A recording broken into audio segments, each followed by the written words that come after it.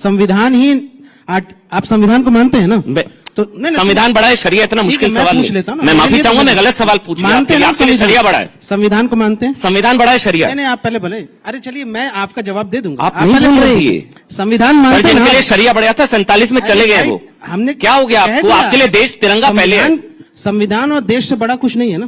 हाँ, आपके लिए नहीं, मुझे पता, मेरे लिए तो है, आपके लिए संविधान और देश से बड़ा कुछ नहीं है। धर्म भी नहीं है, आपके लिए भी नहीं है। अरे संविधान बड़ा है, शरिया। अब मैंने जवाब दिया। मैं आप संविधान मानते हैं ना? मैं आर्टिकल 40 की बात करना चाह रहा था। संविधान मानते नहीं मानते आप? जी मानते हैं। उसके बिना तो संविधान ने जो है 1937 का शरिया एक्ट भी अपनाया था, उसको मानते हैं आप? ठीक है, नहीं मानते, पूछिए। कौन? मैं क्यों मानूंगा भैया? क्यों नहीं? आप मानेंगे शरिया, मैं क्यों मानूंगा? संविधान का हिस्सा है। आप मानेंगे, मैं क्यों मानूंगा? संविधान का हिस्सा है। अरे तो हो गए ना? तो संविधान बड़ा है, शरिया। कभी जो है ना, कभी होशियारी गड़बड़ हो जाती है। मानिए अगर आप मानते हैं तो 1937 का शरिया एक्ट भी मानिए, जो सर कानून तो सब पर लागू गया है। बताइए शोभ, एक चीज मानिए, जो प्रधानमंत्री ने कहा ना, क्यों फिर विरोध करते हैं? देखिए मैं बहस नहीं, हम एक एक करके बोलेंगे। शरिया कोड का एक एक करके, वो तो संविधान का हिस्सा है। शोभ, एक एक करके। पर्सनल लॉ संविधान का हिस्सा है, शोभ है ना? शोभ एक आराम। मैं बस ये जानना चाह रहा हूं, जो प्रधानमंत्री ने कहा कि कुछ सवाल ओवरराइडिंग पास दी गई इस कानून में, जो सेक्शन 40 है, आप भी जानते हैं, दी गई। हमारी कोई प्रॉपर्टी का मामला होगा, हम कोर्ट जाएंगे, न्यायालय जाएंगे, आप में वक्फ ट्राइब्यूनल जाएंगे। 2013 में जो अमित शाह ने बताया 99% चांस है ही नहीं कि आप ऊपरी अदालत में स्पेशल रिव्यू पिटीशन लगती है, वो आप मेरे से बेहतर जानते हैं। तो संविधान से ऊपर एक पर्सनल लॉ को रख देना, क्या ये संविधान सम्मत है? बस इतना सा सवाल है। शोएब, ये फिर एक झूठ कि भाई कोई मुस्लिम जो है वो ट्रिब्यूनल में तय कर देते हैं और ऐसे ऐसे जो है जजमेंट हो जाती है पास। इनको पता ही नहीं है ट्रिब्यूनल में कौन होता है। ट्रिब्यूनल में रिटायर्ड हाई कोर्ट के जज होते हैं, हाई कोर्ट के जज, डीएम होते हैं, एक्सपर्ट्स होते हैं, जो इस्लामिक कानून के भी एक्सपर्ट्स होते हैं, वक्फ के भी एक्सपर्ट्स होते हैं, रिटायर्ड हाई कोर्ट के जज होते हैं ट्रिब्यूनल में। और ट्रिब्यूनल के बाद भी कई केसेस इस कानून से आने से पहले भी सुप्रीम कोर्ट और हाई कोर्ट में लगातार चल रहे हैं। उसको यहां से लिया गया, उन केसेस को अपील में लिया गया है। ये कहना एक उदाहरण दीजिए, ट्राइब्यूनल का फैसला कोर्ट ने पलटा। बहुत सारे एक उदाहरण दे दीजिए। मैं सर आप भी जानते हैं झूठ नहीं, एक उदाहरण। ट्राइब्यूनल के फैसले को ऊपरी अदालत में चुनौती दी गई और ऊपरी अदालत ने ट्राइब्यूनल के फैसले को पलट दिया। एक उदाहरण। हमारे यहां झारखंड में एक दुमका में एक केस था, ठीक, वो मेरे ख्याल में 2008 का केस है। उसमें ट्राइब्यूनल का वो दरगाह की, यहां से दरगाह वहां पे थी और उसके बगल की जमीन थी जहां पे कुछ कमर्शियल एक्टिविटीज भी होती थी। उसको चैलेंज किया गया, हिंदू समाज को वहां पे उसको वापस किया। इवन कि ट्राइब्यूनल के फैसले को, झारखंड वक्फ बोर्ड के ट्राइब्यूनल के फैसले को यहां से हाईकोर्ट ने पलट दिया। ये आप जाके देखिए वहां पे। अभी चैलेंज हो ही नहीं सकता है सर। 2013 के बाद आप भी जानते हैं सेक्शन 40। अमन जी एक वाक्य, अच्छा एक मिनट, एक वाक्य, केवल एक वाक्य। ट्राइब्यूनल जो है, जी पहले सुनिए ना, पहले शोएब कंप्लीट कर ले। मैं इसको कंप्लीट कर दूं, मैं इसको कंप्लीट कर दूं। सवाल उठाए थे। जी एक मिनट भाटी जी, वो 30 सेकंड में कंप्लीट करेंगे, फिर भाटी जी। टाइम आपका खत्म हो रहा है। नहीं बिल्कुल, मैं इसको कंप्लीट कर देता हूं बस। नहीं 30 second Bhati ji, please please. कुल मिलाकर सबसे पहली बात तो बहुत कम टाइम कि अभी जो है ना बहुत सारे पर्दाफाश भी हुए, लेकिन ये इतिहास में भी जाते हैं। मैं ये कहता हूं कि आप कानून बना रहे हैं, कानून में संशोधन किए, जिन पर यहां से हम केस लड़ रहे हैं, जिसमें हम सुप्रीम कोर्ट गए, अभी हमारे राष्ट्रीय अध्यक्ष भी गए, पार्टी भी गई, वहां उसकी डिस्कशन होगी और सारी चीजें खुल के आएंगी।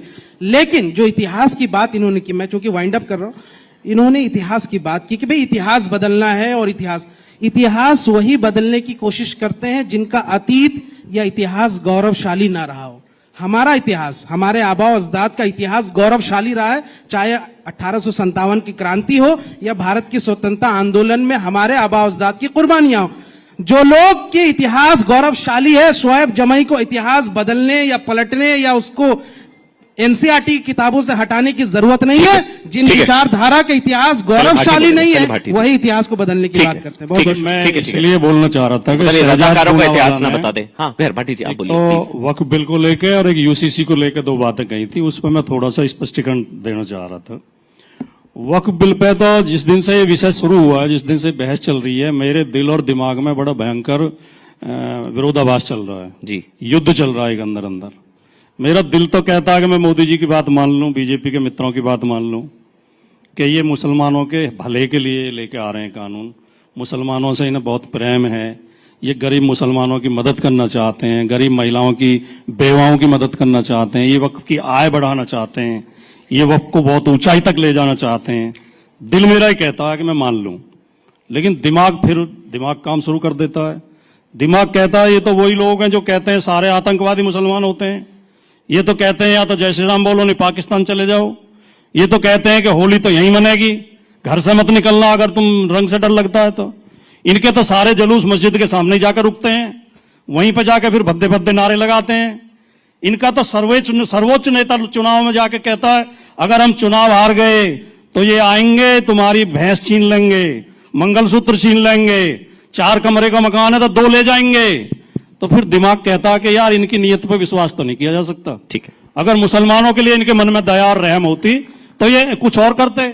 ये वक्फ बोर्ड का कानून केवल वक्फ की जमीन कब्जाने के लिए लाया गया है। ठीक। जिस तरह अयोध्या में सेना की जमीन इन्होंने अपने पूंजीपति मित्रों को दे दी है, ये वक्फ की जमीनें भी दे देंगे, ये इनकी नीयत है। ठीक। दूसरा इन्होंने यूसीसी का जिक्र किया 30 सेकंड में अमन जी, ये तो आप बहुत प्लीज ज्यादा बोलिए देर बोलिए बोलिए बोले। मैं सर, तो इनके आधे समय भी नहीं बोला सर 2 वर्सेज 1 है ना, आपके पास 2 वर्सेज 1 है, वो हाँ, अकेले पड़ एक गए मिनट वो, और। प्लीज। हाँ, यूसीसी का जहां तक सवाल है, देखिए पूरी दुनिया जानती है कि भारत एक विभिन्नताओं वाला देश है। यहाँ कोस कोस पे पानी बदला, 4 कोस पे पानी। यहाँ ऐसे लोग भी हैं जिनके 2 सगे भाइयों के बच्चों की आपस में शादी हो जाती है, एक भाई की बेटी एक भाई का बेटा। यहाँ ऐसे लोग भी रहते हैं, ऐसे समाज भी हैं जो अपने मामा के बेटी से शादी करते हैं। और यहाँ ऐसा समाज भी है जिसमें मैं भी आता हूं, मैं भी जिस समाज से आता हूं, मामा की बेटी से शादी करना या चाचा की बेटी से शादी करना पाप माना जाता है, अपराध माना जाता है। तो ये देश विभिन्नताओं का देश है। हमारे परिवारों में एक सगा भाई सनातनी होता है जो मूर्ति पूजा करता है, शिव जी की मूर्ति पर दूध चढ़ाता है। ठीक है भाटी। दूसरा भाई आर्य समाजी हो जाता है। लेकिन भाटी जी मेरा वो नहीं सवाल- आप अन्याय कर रहे हैं मेरे से। मैं 2 ही वाक्य बोल रहा हूं, बस खत्म कर ऐसे दीजिए। भी है प्लीज, कि प्लीज, क्योंकि एक कोई बात पति- बोल रहा तो शोएब, पूरी हो शोएब, जाए। शोएब, बीच पति में। हो सकता वो मूर्ति पूजा को पाप मानता है, मूर्ति में लात मारता है। कैसे यूसीसी लाओगे? उन दोनों भाइयों में से कौन से की बात मानोगे?